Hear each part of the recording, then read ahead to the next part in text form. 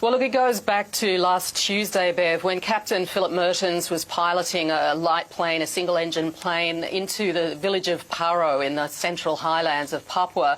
Now, he works for Suzy Air, which has many flights in that region. As the plane landed, the 5 passengers got off, and the rebels, the West Papua National Liberation Army, stormed the plane and took him hostage. They released the passengers because they were all locals, and they set fire to the plane, at least in the cockpit.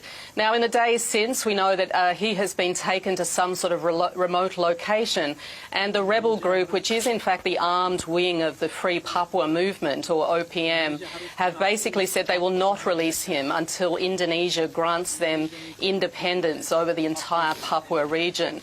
And it's now 8 days. Military leaders in Indonesia are uncertain just where he is.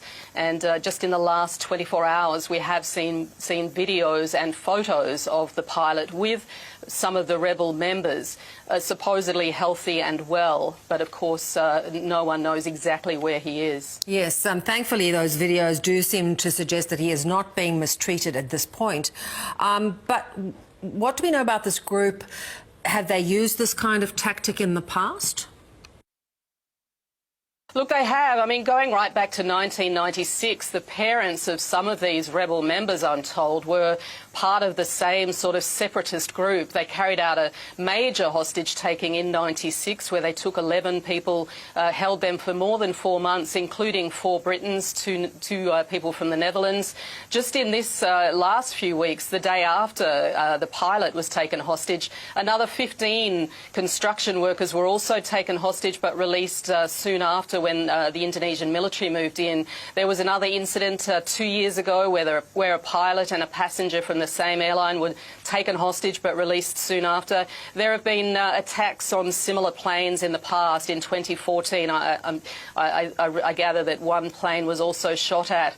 The same group, in fact, did take responsibility for a massacre in Nduga district, the same area, in just over 4 years ago, where 20 road workers were actually killed, road workers who were either Indonesian or at least seen as part of the Indonesian kind of regime in Papua, if you like. So there is a history. It is a violent history. There have been many attacks, and they have been ramped up in recent weeks and the last 4 years. And, of course, it's unclear just how long this incident could go. Yeah. Do we know much about whether any negotiation is taking place between them and the Indonesian government? Well, look, given that the Indonesian government, the military at least, doesn't know exactly where the pilot is being held, they presumably can't negotiate directly with this rebel group. They have been, I'm told, negotiating via the church, which is very strong in Papua, particularly among indigenous Papuans who are on the whole Christian.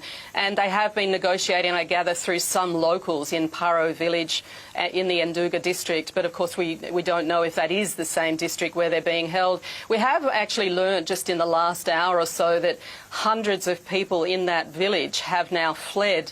The rebel group spokesman says it's because they are fearful that Indonesian soldiers are about to launch a major rescue operation and move in, and they're worried they'll be caught in the crossfire. The Indonesian military says they believe it's because they're fearful of intimidation from those rebel groups. And, of course, we don't know which side is correct, but we're told that more than 200 people have fled the region, which is no mean feat given how remote it is. It is many hours walking, I'm told, to the next town. Yeah, very difficult. It's unlikely, though, that Indonesia is going to accede to these demands that the rebel group is putting forward.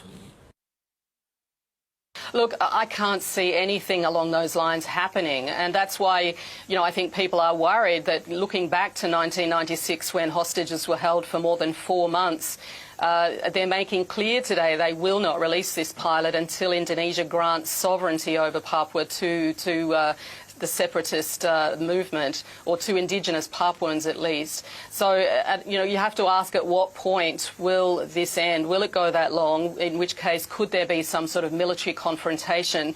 Or will there be some success in negotiation? At this stage, that doesn't seem likely to happen anytime soon. Yeah, difficult one. We'll keep watching this, and thanks so much. Thanks, Bev.